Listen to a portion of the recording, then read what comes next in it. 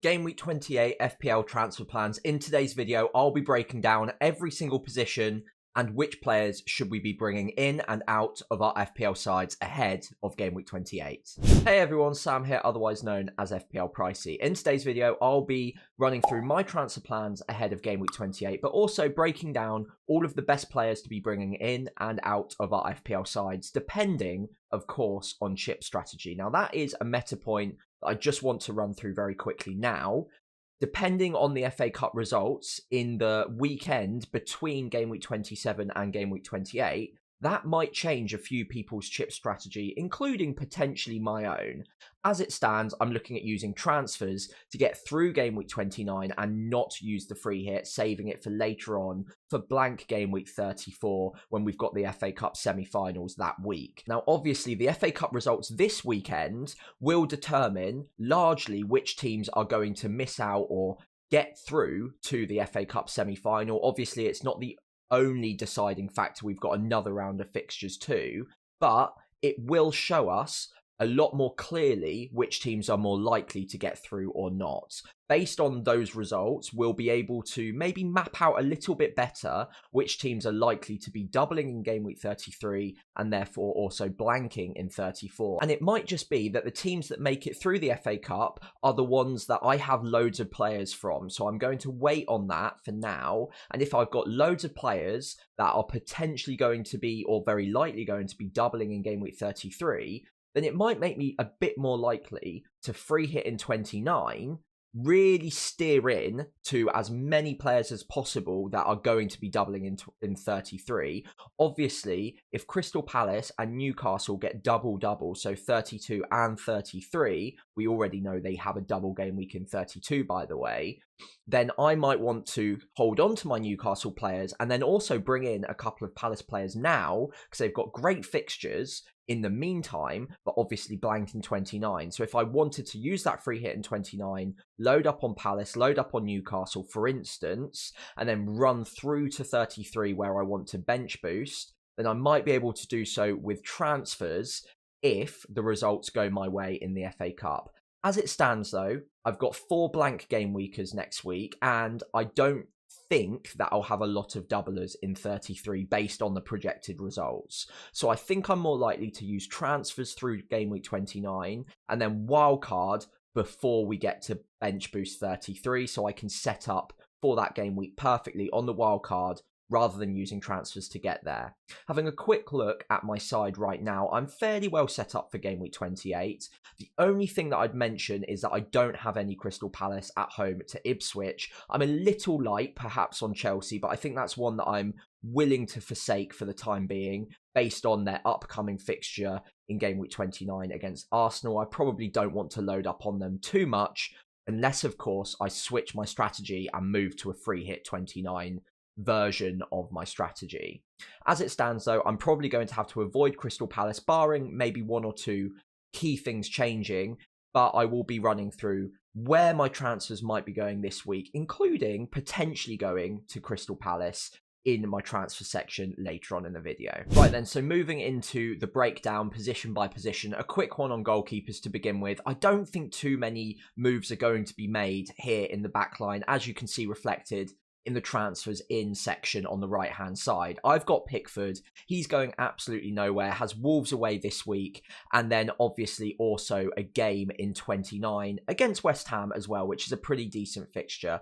Afterwards, not a great run. You can see a sea of red, and although he can keep save points, I'm not too fussed about getting rid of him when I'm potentially looking at wildcarding around about game week 31. Outside of that, you can see the top 2 transfers in for keepers are Alisson and Henderson. Now, I find that really interesting because, of course, they've got great fixtures in Game Week 28, so short-term, very, very effective. But unless you're free hitting in 29, then that could be problematic because both of them blank in Game Week 29. So it's very dependent on strategy. If you're free hitting, then those two make sense.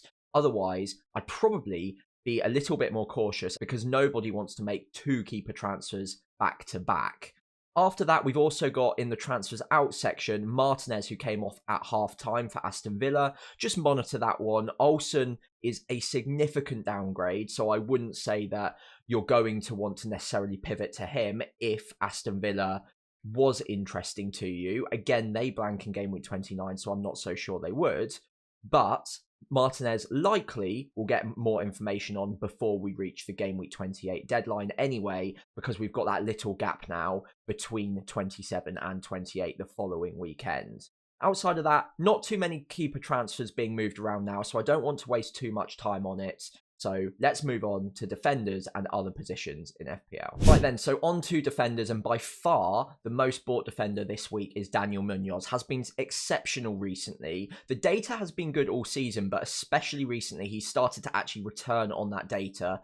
4 attacking returns in his last 5 game weeks, and the data has been really good all season, but he is now returning on it. 0.15 XG per 90. He's now got 3 goals this season, 8 attacking returns overall. And with Palace's fixtures either side of the blank looking really decent, Ipswich at home, Southampton away, and then a double game week in 32, I can see why he's being bought by so many managers. And he's a player that, despite blanking in 29, I'm slightly interested in bringing in myself. I could bring him in for someone like a Lewis Hall, who's blanking anyway. I've got 3 players already playing in game week 29, so it's not impossible, but it does cost me a transfer, and that might have repercussions in other positions, take me 1 further transfer away from what I would consider to be an ideal side in 29, given that I'm not free hitting most likely. Outside of Munoz, the most bought player in is Trent Alexander-Arnold. He's been on a bit of a tear recently as well, gone slightly under the radar, but if you look at his returns all the way back from game week 22, he's been incredibly consistent. Every single time he started, he's got a return, despite being taken off early in nearly every single match there. I think the only 2 were Brentford and Ipswich, where he played the full 90. Did get benched against Everton, but outside of that has returned in every single game since game week 22. So he's been phenomenal recently, especially given that he had that double-double in game week 24 and 25. Good fixtures either side of the blank too. So Southampton and Everton, 28 and 30. He's going absolutely nowhere for me and my side, and I can see why loads of managers are still looking at bringing him in, given the fixtures between now and, well, arguably all the way up to game week 36 against Arsenal too. We also know that Liverpool are just a phenomenal side, so there's never really a bad time to hold on or bring in Liverpool players.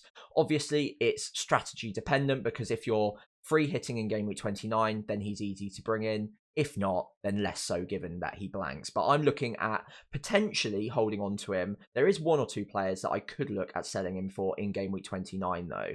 After that, Cucurella is 3rd most bought in, does have a good fixture this week, of course, against Leicester, and plays in game week 29, so I can see the logic, but I think it's maybe a little bit knee-jerk, given the fact that he blanked in the last 4, and he's just gone and gotten a goal against Southampton, a 15-pointer with the clean sheet. It's not often Chelsea keep clean sheets, and he's not been a prolific asset this season, generally speaking. 5 attacking returns isn't bad though, in fairness, and the data at 0.16 XGI per 90, also not terrible by any means. So it's not a bad pick, but given that the fixture in 29 isn't a great one against Arsenal, he probably wouldn't be top of my priorities. Looking at transfers out, 1 name leads the line by a long way. In fact, double any other player is Robinson. Now, he's a player that I've got 60,000 transfers out already, and he has been a bit frustrating recently. 3 blanks in a row, got benched against Wolves, came on, got yellow carded. Very annoying when that happens, and it seems to happen to me quite a lot at the moment. But I wouldn't be too worried by that.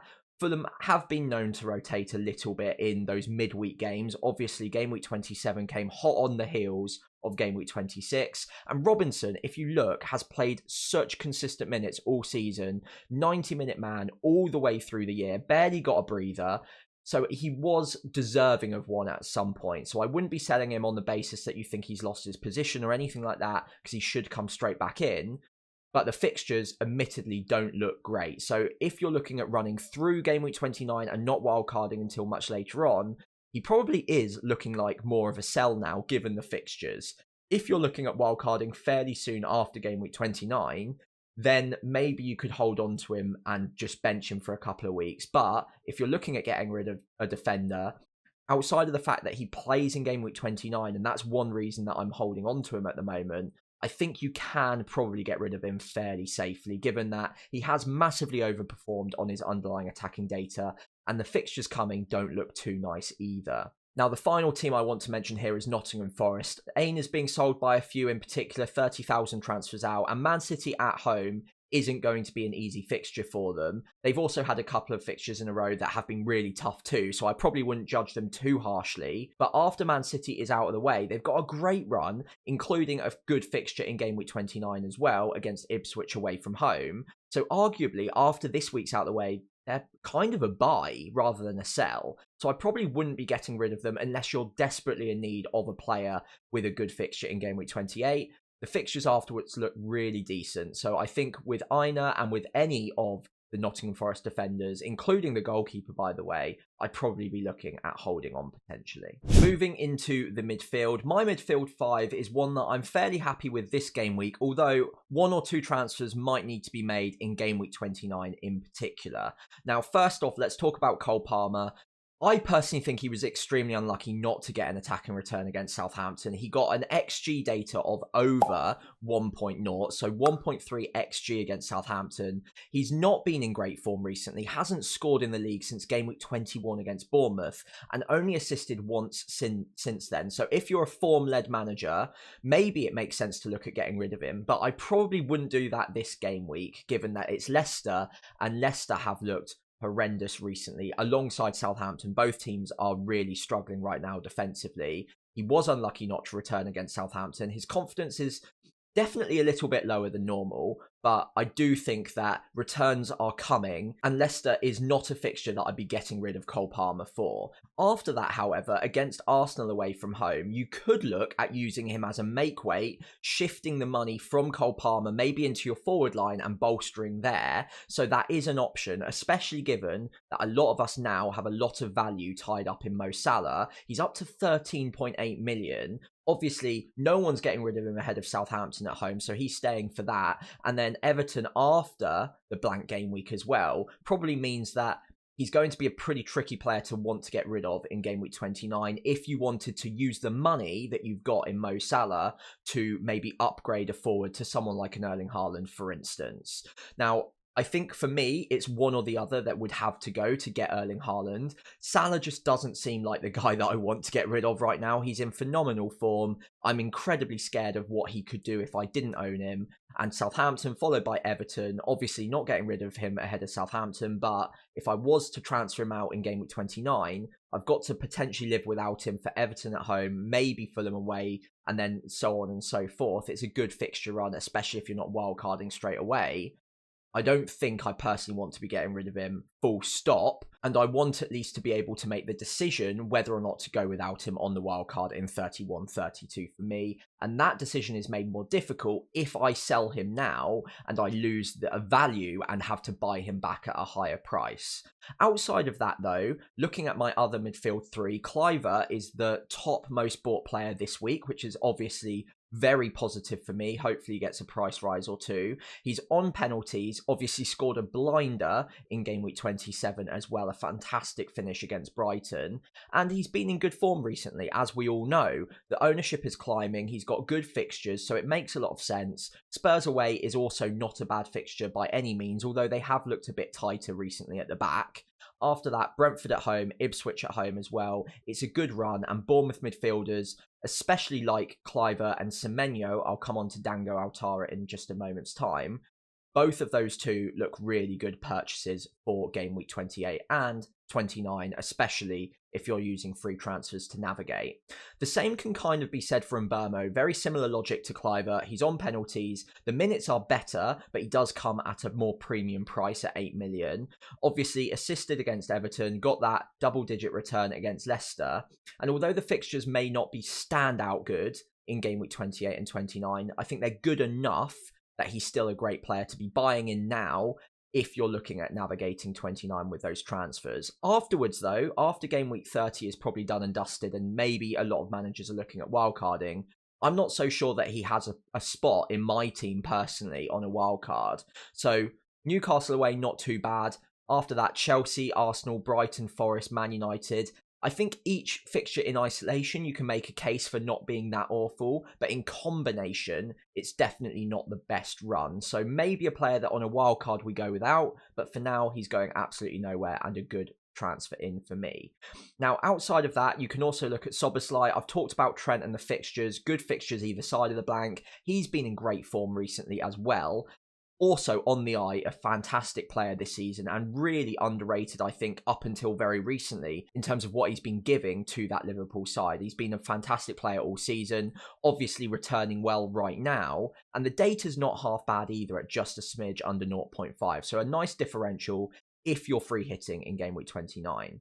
After that, Chelsea players might be interesting purchases as well. Neto and Kunku both returned well against Southampton. I think arguably it's a little bit late to the party now. They've got the Leicester fixture, but then have the Arsenal game in 29. If you're looking at free hitting in 29, then maybe it's a slightly different argument, but I'm not so sure that they're worth a transfer now in my situation. Maybe if you've got 4 or 5 free transfers and you want a short-term punt, Neto and Nkunku could be really interesting given the positions that they're taking up and the fact that Chelsea don't have a lot of options to rotate at the moment. After that, we've got Bowen and we've got Bruno. Those are the final 2 players that I want to talk about in this section. Bowen, obviously, a little bit unfortunate not to get the goal against Leicester. I think it probably was an own goal, but still returned in the last 2 games. He's been returning very consistently all season, 0.5 XGI per 90 and 14 attacking returns. Plays in game week 29. Not a bad couple of fixtures here either. Newcastle, Everton, Wolves. So I get it as a bit of a differential midfielder. 7.6 owned. Not too bad. Bruno Fernandes always divides opinion. A lot of managers out there just will not touch Man United assets, and that makes perfect sense. Also, ahead of Arsenal, probably not the best time to be buying. But if you're looking for a player ideally suited for game week 29, I still think he's a good player to have in the mix there. Against Leicester, 2 double-digit hauls back-to-back in game week 26 and 27. I still don't think he's a bad player to own in FPL. Probably not a buy this week, but in game week 29, if you're looking for a one-weeker, Bruno Fernandes will be an interesting option and a player that a lot of managers will overlook, who's on penalties. He gets 90 minutes every week. He's got good underlying attacking data. I think a lot of managers just overlook because he plays for Man United. But if you can get past that, I still think he's not a bad option that game week in particular. Not a must-have by any means, though. So feel free to ignore. I probably won't go there myself because of my team structure, but I don't think he's a bad one to own. Now, looking at the transfers out, there aren't too many players outside of Cole Palmer, who I've already discussed, and I don't think he's a player that you should be selling this game week. Personally, Leicester is a great fixture. Outside of that, there aren't too many players who are being mass sold right now. I think the ones that I want to highlight very quickly, obviously Ahmad's injured, so we don't need to worry too much about that. That's obvious. Semenyo, I wouldn't be selling. The minutes are still great and the data's still good and the fixtures aren't bad either. Gordon and the Aston Villa boys. So Gordon first for Newcastle is being sold by a few. Has a good fixture in game week 28 though, so if you're free hitting in particular, I think you can hold on with good fixtures either side of the blank. But given that he does blank, I think for those of us looking at using free transfers, it makes sense that he is a sell in the next couple of weeks. I think West Ham you're fine to hold on to though. West Ham have been a bit better recently, but again, Newcastle's attack is not one that I would move away from in a fixture like West Ham. It's still good enough to hold on to. And especially if you're not wildcarding before game week 31, if you can hold on to him for West Ham, Brentford, Leicester in 3 of the next 4, it's not bad either. So I get why people are selling him. I would probably look at selling him potentially for one of the Bournemouth assets for the next couple of game weeks. It makes sense with the blank, but I don't think this week in particular he's a must sell. And if you're on a free hit strategy, I probably wouldn't sell at all. Aston Villa, probably a slightly different case. We'll focus on Rodgers here. Got the goal against Crystal Palace and another goal ruled out for a very marginal offside call. But again, blanks in 29. Not bad fixtures either side, but is a player that I would probably look at getting rid of if you're looking at using free transfers to get through 29. There are plenty of players around his price point with good fixtures in game week 28 and 29. So I think it makes sense given the fact that his data is regressing a little bit. Aston Villa have a Champions League tie either side of 28, so he might get reduced minutes or might just be a bit knackered. So for me personally, I think it makes sense to look at potentially getting rid of him. Not a must sell by any means though. Finally, a quick one on Dango Altara. Isn't being sold by too many managers, but is one that I might be a little bit cautious on at this point in time. He got reduced minutes against Brighton, and importantly, Evan Nilsson, who's been out for a while, isn't only on the bench anymore, he's also actually coming on and getting a few minutes. So it won't be long until he's starting games again and Altara either loses his position and becomes a bench option, or more likely goes back into the three behind the striker, and again probably has a bit of rotation issues with the likes of Brooks or Tavernier or someone else in that Bournemouth midfield. With Altara in particular, he's definitely not a must-sell, but just one to keep an eye on. He's got good fixtures for now, though, so I'd probably hold on to him for the time being, and maybe just cross your fingers that he gets good minutes for the next 2 game weeks. Right then, so on to the forward line, and one player in particular is dominating the transfers in. That is yet again Jean-Philippe Mateta, who is in sensational form right now. Over 100,000 transfers in.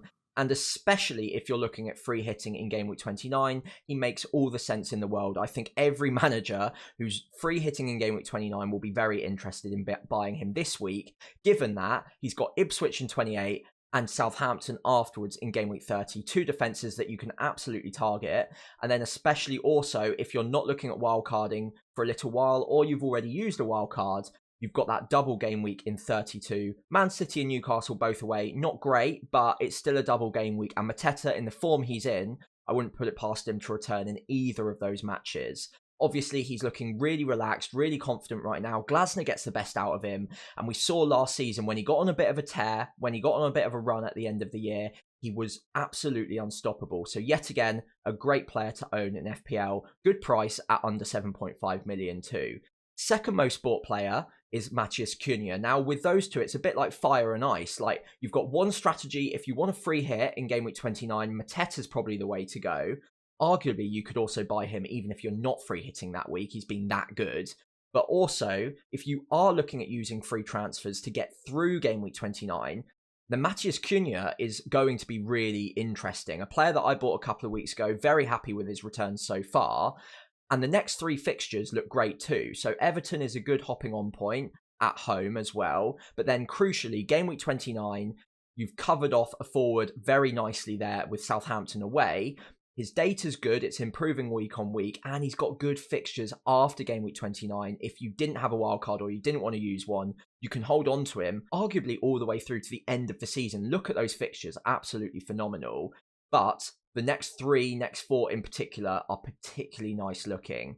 Now, a quick word on him. As we always say, if he gets an attacking return, he also gets bonus points. In almost every single game he's gotten any attacking return, he's got either 2 or 3 bonus points. It's actually kind of ridiculous. So that's 33 extra points, more than the attacking returns would suggest. So even though he's got 17 attacking returns, that's very good. He's also got almost a third way of getting attacking returns because they're that important to him that any goal he scores is not a 4-pointer, it's a 6 or a 7-pointer. Assists very similar as well. So a player that I'm very happy with, blanked in Game Week 27, but I'm still chuffed that I have him already. And I think that most people that are looking at using transfers for the next couple of game weeks, Matheus Cunha is going to be very interesting indeed. On to the Man City assets. Obviously, we've got 2 to pick from in the forward line now, Marmoush and Haaland. I probably wouldn't be buying either of them this week in particular, especially because I'm just waiting for more information. I want to see how that relationship develops. That 1 extra game week is going to be critical for that.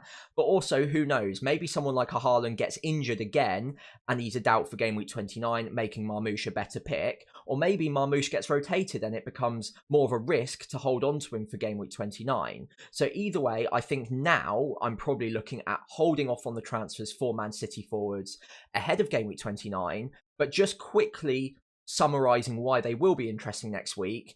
If you're using transfers, they've got Brighton at home, and then following that, Leicester at home as well. So Haaland, Marmoush, both going to be interesting. Haaland's obviously much more difficult to get to, and you'll probably have to downgrade one of Salah or Palmer to free up the money to upgrade a forward. Like I mentioned, I'm probably looking at getting rid of Palmer and reducing that midfield position all the way down to someone around about 5 million, maybe even below, so I can upgrade an Alexander Isak to Haaland. If I went with Marmoush, it's much more comfortable and I probably don't need to downgrade in my midfield at all. I can just get rid of Isak, straight to Marmoush, and I've actually got money spare to upgrade elsewhere. So that might be a nice move, but I don't want to make that this week. I want to do it next week when I've got maximum information, especially given the fixture this week isn't ideal against Nottingham Forest. It's not terrible, but probably not a priority for me. Outside of that, let's take a quick look at the transfers out. There are two names in particular I want to focus on, but very quickly, a word on Gakpo. Is being transferred out by quite a lot of managers. Got a great fixture against Southampton, but hasn't started in 4 matches now, mainly because of the injury. But I'd also be cautious ahead of Southampton. It's a great fixture, but I don't think we can guarantee he starts in that one either, given the fact that I would still suggest that he's probably in their preferred strongest 11, and they've got PSG either side in the Champions League of that Gameweek 28 fixture against Southampton. So there's a world in which he starts both of the PSG games because he's very important to Liverpool, and then maybe gets reduced minutes against Southampton, given the tight turnaround between those fixtures. You've only got a few days before the Southampton fixture after the first PSG leg, and then also only 2 days afterwards. I think it goes Saturday to Tuesday for the second leg, the reverse fixture against PSG afterwards. So rotation might occur. He will be very difficult to sell now if you've still got him, given the fixture. But it is a risk, and it is one that I would be slightly worried about. Outside of that, 2 main players that I want to talk about in this section in the transfers out. Chris Wood is not a player I'd be getting rid of now. If you've held on to for this long, especially if you're not free hitting in Game Week 29, I would be holding on to him. Ipswich away from home in 29, followed by good fixtures all the way through to the end of the season, arguably. We know how prolific he's been. He only needs 1 shot to score, apparently, and he's really hurt me all season. I still haven't owned him. And although I'm not scared of going against him against Man City, I don't think it's impossible that he gets something in that game. And then afterwards, for me anyway, he's probably a buy. I'm probably looking at getting him in Game Week 29 rather than getting rid of him anytime soon. I'd be almost looking at holding on or even buying next game week. Against Man City, Chris Wood can absolutely get a return in that game. Man City have been much more susceptible to counterattacks and to conceding goals. Chris Wood, whilst maybe not in the best front 3 for this game week, isn't a bad one to be owning. And 50,000 transfers out, I think unless you're free hitting in game week 29, maybe that's one that I'd look at holding on to. On to the most sold striker ahead of Game Week 28. It's almost certainly going to be Alexander Isak. Already has 73,000 transfers out, and with the injury doubt and the flag, he's probably going to continue to be sold. One thing I'd note is it was a fairly minor injury, Eddie Howe suggests anyway, and we know that Eddie Howe can be a bit of a liar in terms of injury news. So one to monitor for sure, and one to keep track of and have a plan to get rid of him potentially in Game Week 28 if you want. But given that it's West Ham, I don't think he's a sell for me if he looks like he's going to start. So I want to wait for as much news as possible. I don't want to get rid of him until Game Week 29 itself, given that it's quite a nice fixture this week and the form he's been on. Again, I don't want to forsake that and get rid of that if I think there's a decent chance that he starts in Game Week 28. The other thing to note is a lot of us will have good value tied up in him. He's 9.5 million now. A lot of us bought him even cheaper than 9 million. So do be careful. If you're looking at getting rid of him, make sure that you've got a plan or budget spare to get back to him at a more expensive price, even if it's on a wild card later on, because of course Newcastle have that double game week in 32. You will almost certainly want him for that double, and probably 33 as well looks like a potential double for Newcastle too. So good fixtures after the blank in game week 29.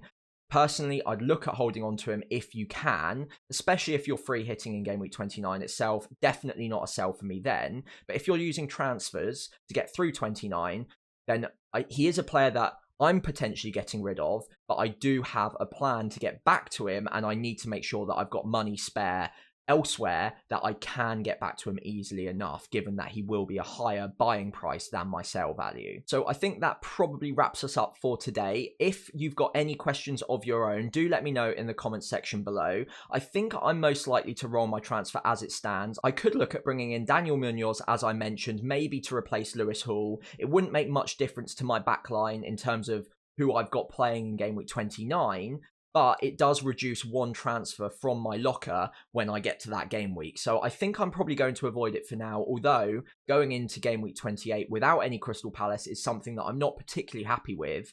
So maybe there's an angle where I go more aggressive. We'll know more after the FA Cup, and the results there will dictate which strategy I do end up on. Much more likely that I use the free transfers to get through Game Week 29. But if results go a certain way and I've got a lot of players that look like they're going to double in 33 and then blank in 34, then maybe I could pivot. Maybe I could bring in a couple of Crystal Palace players instead. Maybe also Mateta, because I do really like the look of him too.